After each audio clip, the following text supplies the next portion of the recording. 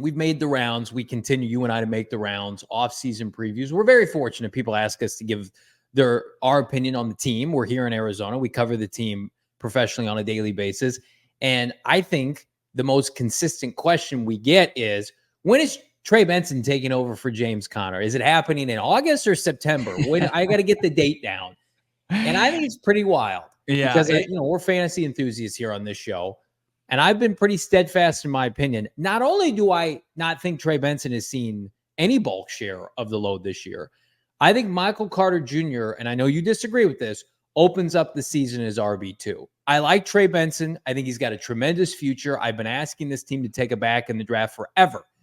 But as long as James Conner is repping the C on his chest and a single-digit number and making good money, like, Trey Benson is not going to be the guy this year. Can you educate our fan base on that for a second? Yeah, I agree with you on that. And we're continuing our series to do positional breakdowns. We did quarterbacks just the other day. You can find that on our YouTube channel at PHNX Sports. One of the more intriguing battles is the QB2 battle between Clayton Tune and Desmond Ridder. But yeah, like, the idea that Trey Benson's going to get an opportunity in 2024 is not incorrect, because what happens to James Conner each and every season? Inevitably, he misses time, right? He's never played a full season in his entire 7-year NFL career.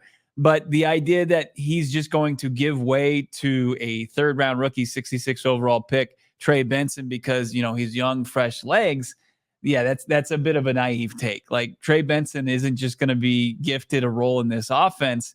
He's only going to get it if James Conner is not available. And because James Conner is beloved by this organization, he's beloved by his head coach. He's been called the blueprint as far as how to put in the work and the process that he's created for himself in preparing for, the NFL season or preparing for any given game.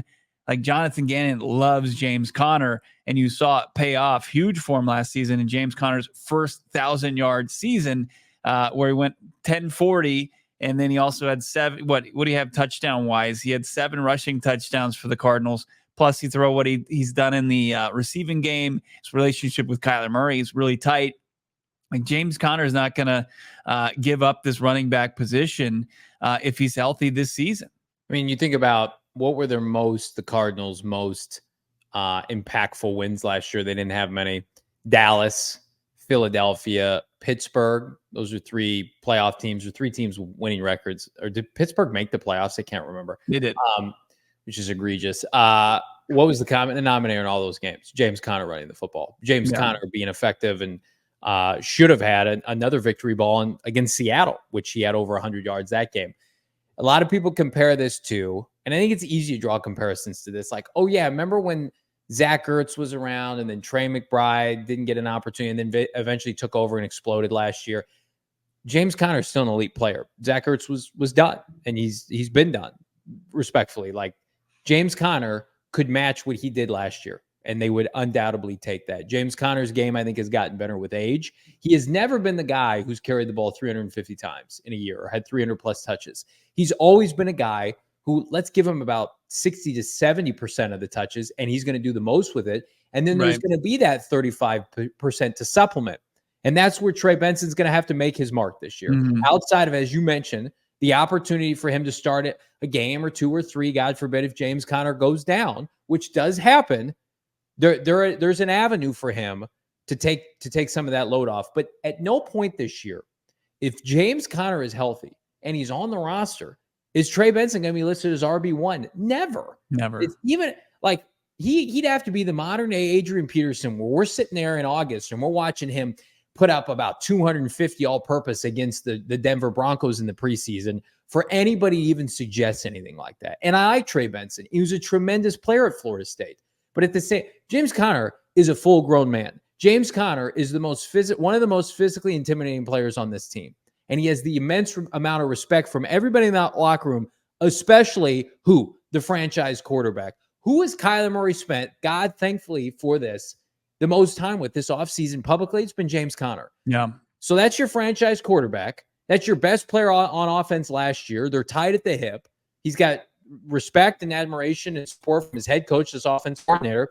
This is James Conner's offense.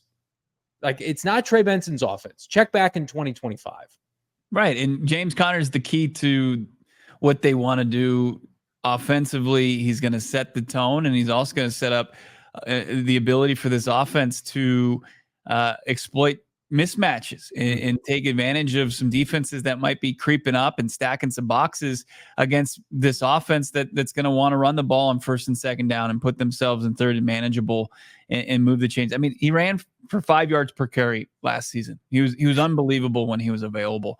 And like Michael Carter, like if you're breaking it down, who's going to see the field more often, or who's going to have the RB2 role on Sundays while James Conner's available? Like, I think that Trey Benson is your in-house replacement for James Conner if he does go down, as he said. But like Michael Carter would not get the first crack if James Conner is not available. If he gets hurt, Michael Carter remains in his role as your primary passing down back, your change of pace guy.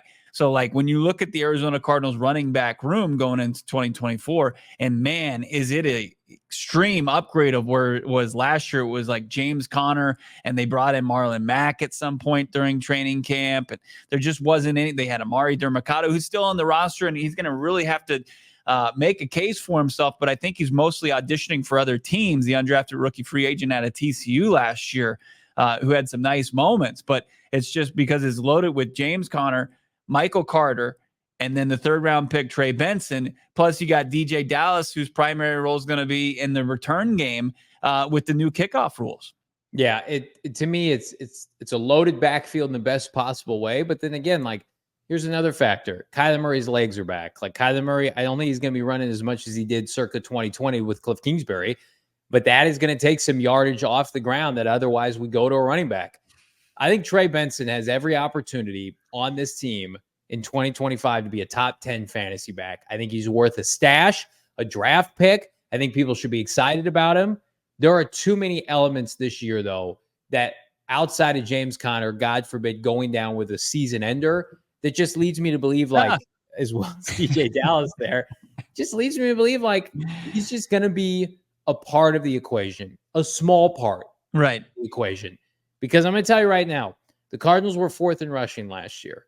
I think they're going to be effective this year. They're not going to be 4th in rushing. They're probably going to be closer to 8 to 12. Why is that? Because their franchise quarterback is back, and they drafted Marvin fucking Harrison Jr. They're going to throw the football a little bit more out of necessity. So I like Trey Benson. I'm excited for him.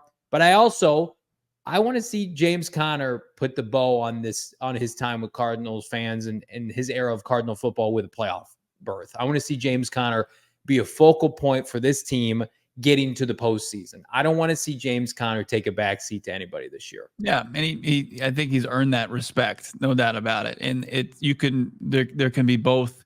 Both can be true. You can be excited about James Conner coming off a career going into the final year of his contract, and also be excited about Trey Benson as the future of the Arizona Cardinals run game that will hopefully, in a perfect world, not really start in its ETAs 2025. And then you can get excited about him being RB1 and draft him in your fantasy leagues, and him being, one of the more reliable backs and guys who are going to get a consistent workload going forward.